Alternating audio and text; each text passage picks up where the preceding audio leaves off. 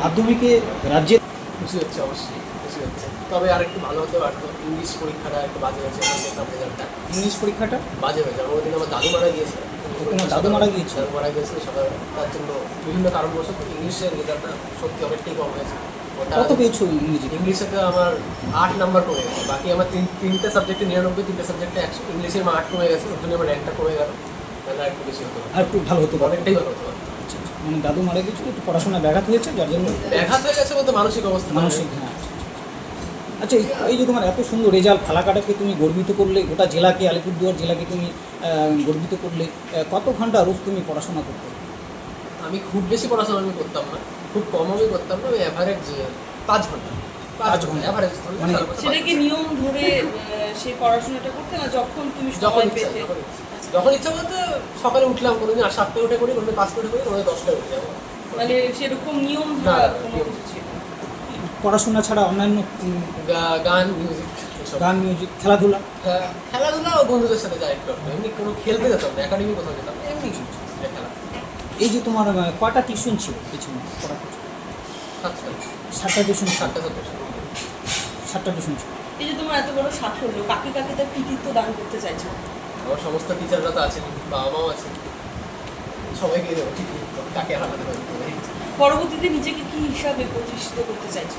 পরবর্তীতে আমি যেই মেন্স বা যেই অ্যাডভান্স এই পরীক্ষাগুলো ক্লিয়ার করে তারপর IIT এর হওয়ার স্বপ্ন, দেখা যায় কতটুকু কী করতে পারি। এই যে এত ভালো রেজাল্ট করছো, আজকে বাড়িতে এত মানুষের ভিড়, কি অনুভূতি হচ্ছে? ভালো লাগছে, ভালো লাগছে। ভালোই লাগছে। এই আপনার ছেলে এত সুন্দর রেজাল্ট করেছে, গোটা জেলা গর্বিত, আলিপুরদুয়ার জেলা রাজ্যে 7ম স্থান অধিকার করেছে। কি আজকে কেমন লাগছে আপনার? আমার তো আজকে খুব ভালো লাগছে, কিন্তু তার মধ্যেও আমার একটা মানে বিষাদ আছে আর কি। মানে ওর পরীক্ষার সময় মানে আমি আজ বাবাকে হারিয়েছি। আমার বাবা মানে ওর পরীক্ষার আমি বাবার কাছে যেতাম, বাবা প্রতিদিনই বাবার কাছে যেতাম, বাবা বলতো আর 19 দিন আছে, আর 7 দিন আছে, মানে বাবা কাউন্ট করতো কতদিন আর পরীক্ষা আছে। আজকে বাবা দেখে যেতে পারলো না যে ওর রেজাল্টটা এত সুন্দর রেজাল্টটা, এত সুন্দর রেজাল্টটা। পরীক্ষার মধ্যে ইংরাজি পরীক্ষার দিনই আমার বাবা সকালবেলা চলে গেছে। মানে এই ইয়েটাই আমি মানে মেনে নিতে পারছি না। সকালবেলায় দাদু মারা গিয়েছে, আবার পরীক্ষাও দিতে যেতে হয়েছে। ইংরাজি পরীক্ষাটাই ওর খারাপ হয়ে গেছে, নাহলে রেজাল্ট তাহলে হয়তো আরেকটু আরো ভালো ভালো হতে হতো। পারে।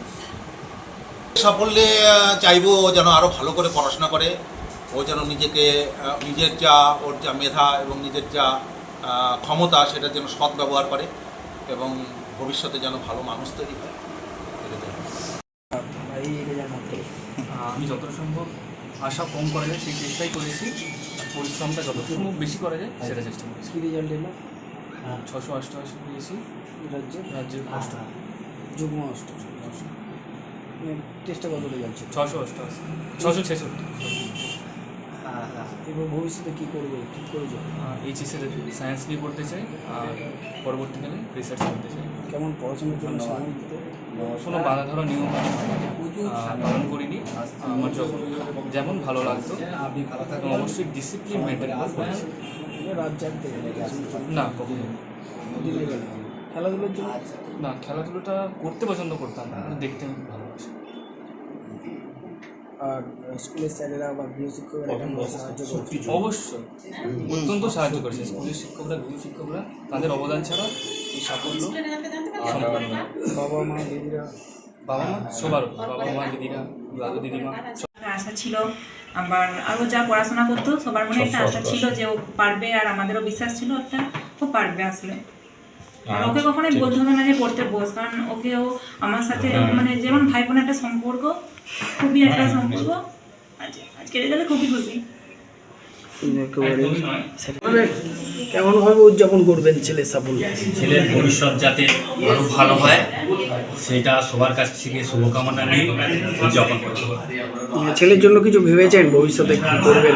না, ওর ইচ্ছা অনুযায়ী ও পড়াশোনা করবে, ওর ইচ্ছাটাই সবচেয়ে বড় ইচ্ছা। ছেলে কত ঘন্টা করে সময় দিত, বা আপনারা কি অনুভাবে সময় দিতেন ওর পিছনে? না, ওর পড়ার কোনো নির্দিষ্ট টাইম ছিল না, ওর ইচ্ছা অনুযায়ী পড়াশোনা করবে। আর আপনারা কেমন, আপনারা গাইড করতেন কেমন? গাইড করার চেষ্টা করতাম, অনেক সময় গাইডও করতাম।